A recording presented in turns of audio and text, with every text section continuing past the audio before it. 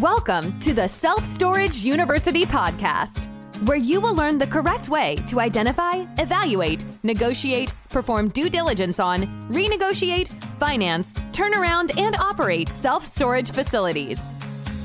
And now, here is your host, a partner in one of the largest real estate portfolios in the U.S. with nearly $1 billion of holdings, Frank Rolfe. There's no shortage of experts in the self-storage industry, but yet a lot of the information they're going to tell you has its own selfish motives. This is Frank Rolfe of the Self-Storage University podcast. We're going to be talking about the reports out there that circulate frequently and those who make those reports and stick them out there for all the world to see. Now, if you Google self-storage news and self-storage reports, you'll see lots of articles and lots of reports out there, some that are free and some that you would have to buy. But they boil down into two areas that both disturb me. First, occupancy, and the other, cap rates. And let's first talk about who creates those reports. Now, a lot of those reports emanate from brokerages. These are real estate brokerage houses that sell self-storage facilities. And when you sell self-storage facilities, clearly you have a vested interest in making the buyer believe that things are better than they would seem. Because when a buyer thinks they're getting a good deal, they're more likely to close. If the seller wants a price that's more than the market should bear, it helps make that possible. So when I read a report that comes from a self-storage brokerage house, I immediately have to be somewhat suspect that what I'm reading is not really the truth, but is something that has been perhaps embellished a bit, trying to make other motives possible. The other group that you'll see all the time bringing out reports and things on the self-storage industry are people who are trying to sell these feel-good reports to larger players in the self-storage industry. Remember, the self-storage industry has a fair degree of consolidation. Public storage and Extra Space, some of these larger owners, they control a huge percent of all self-storage in America. I'm not sure exact percent, but I would imagine it's probably over half of it. And as a result, they're willing to spend big bucks to make their investors feel good and to make they themselves feel good. So what happens when you have a bunch of yes men creating reports, trying to make people feel good about themselves? Well, the quality and the accuracy starts to falter because they're not going to tell things as they really are. They instead are going to tell things in a manner that makes you feel like you're doing a good job and makes your investors say, this person's doing good. And once again, that's not really factual information. Let's talk about occupancy. That's the first key thing I see in these reports that's wrong a lot. Here's the problem. When they do these reports, what they're doing is they're talking mostly the larger players. So they're talking the larger players in the larger markets. And they go out there and they send them surveys and say, how occupied are you? And of course, number one, you're going to say better than I really am because it makes you feel good. But also, you're not really getting a nationwide sampling. What you're getting is a very, very narrow focus of just the larger operators, many of which have full-time managers or a whole manager hierarchy and are often in some of the top markets in the United States, like San Francisco, California. But that's not really telling you how things are. Well, if you read those reports, even given the fact that they have a very narrow focus on some of the top markets and the larger players, they're showing an average vacancy rate of 9%. Now, why is that important? Well, a lot of times when you talk to brokers and sellers, they will tell you that, you can get to 100%. You hear that all the time. And if not 100%, they'll say 99%. The fact of the matter is you typically cannot. Why is that? Well, there's constant turnover in self-storage. So you might hit 100% and then 2 days later you wouldn't. But on average, given the fact that people are moving in and people are moving out, you're going to have, by their own admission statistics, around a 9%. So if the industry is at 9% vacancy on their own nationwide average, so they claim, then when you run your numbers on buying a self-storage facility, make sure you put in plenty of vacancy. Put in at least 10% vacancy, if not more. Do not let people try and convince you that, in fact, you can run it at 100%, because you clearly cannot.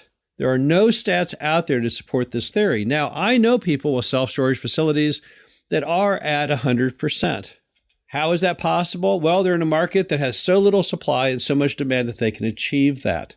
But they're never, even those people are not going to bet the farm. They're not going to set up their mortgage such that 100% is required to make that monthly payment.